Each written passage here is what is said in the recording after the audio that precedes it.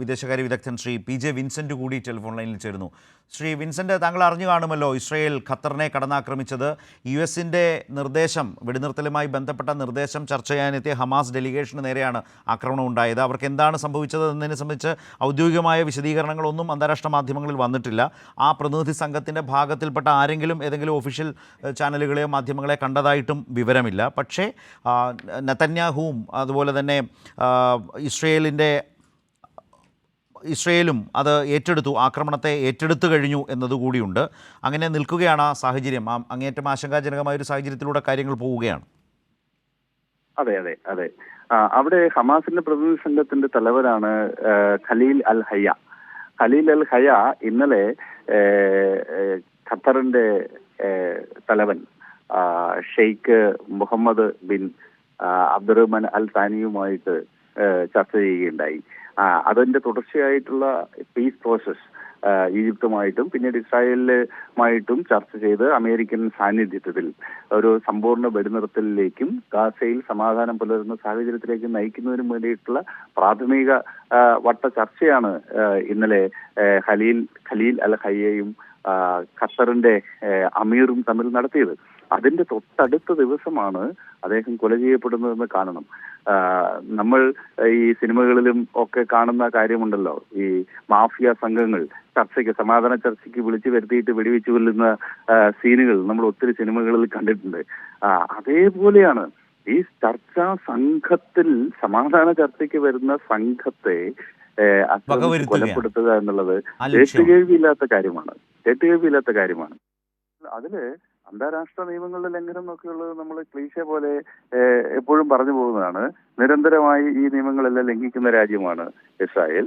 നിയമങ്ങൾ ലംഘിക്കാനുള്ളതാണ് എന്നത് ഒരു പ്രമാണമായി എടുത്തിട്ടുള്ള രാജ്യമാണ്. അതുകൊണ്ട് അന്താരാഷ്ട്ര നിയമങ്ങൾ ലംഘിച്ചു എന്ന് പറയുന്നതിലൊന്നും അർത്ഥമില്ല. കഴിഞ്ഞ 2022 ഗസ യുദ്ധം ആരംഭിച്ചതിന് ശേഷം അയൽ രാജ്യങ്ങളായിട്ടുള്ള 5 രാജ്യങ്ങളെ ഇസ്രായേൽ കടന്നാക്രമിക്കുകയുണ്ടായി. ലെബനാനെ ആക്രമിച്ചു, സിറിയയെ ആക്രമിച്ചു, ഇറാനെ ആക്രമിച്ചു, യമനെ ആക്രമിച്ചു, ഇപ്പോൾ ഖത്തറിനെ ആക്രമിച്ചിരിക്കുന്നു. അപ്പൊ ഖത്തറിനെ ആക്രമിക്കുമ്പോൾ അതിന് വലിയ പ്രാധാന്യമുണ്ട്. കാരണം ഒരു കോസ്മോപൊളിറ്റൻ രാജ്യമാണ് ദോഹ. ഒരു കോസ്മോപൊളിറ്റൻ സിറ്റിയാണ്. ലോകത്തിലെ രാജ്യാന്തരീയ ബന്ധങ്ങളിൽ വിവിധ രാജ്യങ്ങൾ പല വിഷയങ്ങളെ സംബന്ധിച്ച് ചേരുന്ന യോഗങ്ങൾ, സമ്മേളനങ്ങൾ, സമിറ്റുകൾ ഇതെല്ലാം നടക്കുന്ന സ്ഥലമാണ് ഈ ദോഹ. അങ്ങനെ വലിയ സ്റ്റാറ്റസ് ഉണ്ട് ദോഹയ്ക്ക്. അതുപോലെ ഒരു ന്യൂട്രൽ സ്റ്റേറ്റ് എന്ന നിലയിലാണ് പലപ്പോഴും രാജ്യങ്ങൾ തമ്മിലുള്ള സംഘർഷങ്ങളിലൊക്കെ ചർച്ചാവേദിയാകുന്ന ഒരു സ്ഥലമാണ് ദോഹ. എല്ലാ അർത്ഥത്തിലും കോസ്മോപൊളിറ്റൻ എന്ന് വിളിക്കാവുന്ന ഒരു നഗരമാണ്.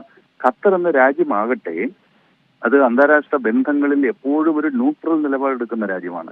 എവിടെ സംഘർഷം ഉണ്ടായാലും ആ സംഘർഷങ്ങൾക്ക് മധ്യസ്ഥത വഹിക്കാൻ തയ്യാറുള്ള ഒരു രാജ്യമാണ്. മാത്രവുമല്ല, ഈ തർക്കത്തിൽ ഏർപ്പെട്ടിരിക്കുന്ന രാജ്യങ്ങൾക്ക് ചർച്ച ചെയ്യാനുള്ള ഒരു ന്യൂട്രൽ വേദി ഒരുക്കാൻ എപ്പോഴും തയ്യാറായിട്ടുള്ള രാജ്യമാണ് ഖത്തർ. അത് പലപ്പോഴും നടക്കുന്നത് ദോഹയിലാണ്. ഇപ്പൊ നമുക്ക് ഖത്തറിനെ ഈ കടന്നാക്രമണത്തിലൂടെ ശ്രീ PJ വിൻസെന്റ് ഈ ഹമാസിന്റെ ഹെഡ്ക്വാർട്ടേഴ്സാണ് ഖത്തർ എന്ന നിലയിലേക്കൊരു ആഖ്യാനം നൽകി അങ്ങനെ ഒരു ലോക പ്രശ്നങ്ങളിൽ ഇടപെടുന്ന അല്ലെങ്കിൽ മധ്യസ്ഥതയ്ക്ക് ശ്രമിക്കുന്ന ഒരു രാജ്യത്തെ അങ്ങനെ കൂടി ചിത്രീകരിക്കാൻ ഇതിലൂടെ ശ്രമിച്ചിട്ടുണ്ട് ഇസ്രായേൽ. തീർച്ചയായിട്ടും അതിൽ നമ്മൾ മനസ്സിലാക്കേണ്ട ഒരു കാര്യം, ഇപ്പോ ലണ്ടൻ ലോകത്തിന്റെ ഒരു കോസ്മോപൊളിറ്റൻ നഗരമാണ്. ലോകത്തിന്റെ പല ഭാഗങ്ങളിലും പ്രവർത്തിക്കുന്ന പല സംഘടനകളും, നിയമവിരുദ്ധമായി പ്രവർത്തിക്കുന്ന പല സംഘടനകളുടെയും ഒക്കെ ആളുകൾ ലണ്ടൻ കേന്ദ്രീകരിച്ച് പ്രവർത്തിച്ചിരുന്നു.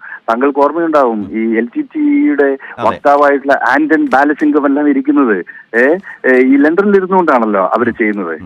കാരണം അത്തരം ഒരു കോസ്മോപൊളിറ്റൻ സ്വഭാവം ഉണ്ട്. അവരവിടെ നിന്ന് അവിടെ പറയുമ്പോൾ അവിടെ പോയി ആക്രമിക്കുക എന്നുള്ളത് ഒരു രാജ്യവും ചെയ്യുന്ന കാര്യമല്ല.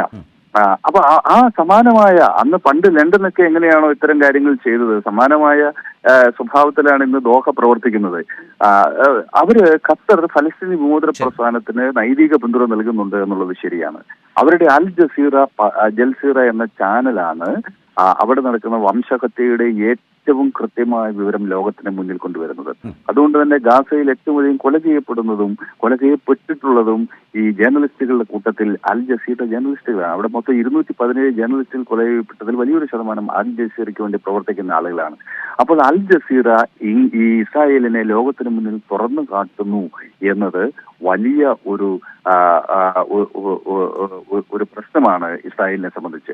മറ്റൊരു പ്രധാനപ്പെട്ട കാര്യം, ഈ ഗാസയില് പൂർണ്ണമായും ദാരിദ്ര്യവൽക്കരിക്കപ്പെട്ട സമ്പൂർണമായ പട്ടിണിയിലേക്ക് ആ രാജ്യം നീങ്ങുകയാണ്. അപ്പോൾ ഈ ഗാസ റീകൺസ്ട്രക്ഷന് വേണ്ടി എത്ര പണവും മുടക്കാൻ തയ്യാറായി നിൽക്കുന്ന രാജ്യമാണ് ഖത്തർ. മാത്രമല്ല അവിടേക്ക് എയ്ഡ് വലിയ രൂപത്തിൽ ഖത്തറിൽ നിന്ന് വരുന്നുണ്ട്. അപ്പോൾ ഇത്തരം ഘടകങ്ങളൊക്കെ അവിടെയുണ്ട്. പക്ഷേ ഇതൊന്നും ഒരു സ്വതന്ത്ര പരമാധികാര രാജ്യത്തിന്റെ പരമാധികാരത്തെ അതിലംഘിച്ചുകൊണ്ട് അവിടെ ആക്രമണം നടത്താൻ ഇസ്രായേലിന് അനുമതി നൽകുന്ന ഘടകമേ അല്ല. ഞാൻ ഒരു കാര്യം കൂടി ഇവരുടെ കൂട്ടിച്ചേർക്കാൻ ആഗ്രഹിക്കുന്നത്, ഇത് ഇസ്രായേലിനെ മാത്രമായി പറയേണ്ടുന്ന ഒരു കാര്യമല്ല. അത് ഇസ്രായേൽ അമേരിക്ക അച്ചുതണ്ട് നടത്തിയിട്ടുള്ള ആക്രമണമാണ്. അമേരിക്കയുടെ താല്പര്യവും അമേരിക്കയുടെ പിന്തുണയും അനുമതിയുമില്ലാതെ ഇങ്ങനൊരു ആക്രമണം നടക്കില്ല. കാരണം അമേരിക്കയുടെ ഏറ്റവും വലിയ വ്യോമത്താവളം സ്ഥിതി ചെയ്യുന്നത് ഖത്തറിലാണ്. അമേരിക്കൻ താല്പര്യങ്ങൾ ഉൾച്ചേർന്നിരുന്നിട്ടുള്ള ഒരു പ്രദേശമാണ് ഖത്തർ. അതുകൊണ്ട് അമേരിക്ക കൂടി അറിഞ്ഞുകൊണ്ട് ഈ ഗൾഫ് മേഖല കാര്യമായ സംഘർഷങ്ങളിൽ നിന്നും ഇടപെടാത്ത സമ്പന്നമായ രാജ്യങ്ങൾ നിൽക്കുന്ന ഒരു രാജ്യമല്ല. ഈ ഗൾഫ് മേഖല കൂടി സംഘർഷത്തിലേക്ക് വലിച്ചിഴയ്ക്കാനുള്ള ശ്രമം ഇതിന്റെ ഭാഗമായിട്ടുണ്ടാവും എന്ന് സംശയിക്കേണ്ടിയിരിക്കുന്നു.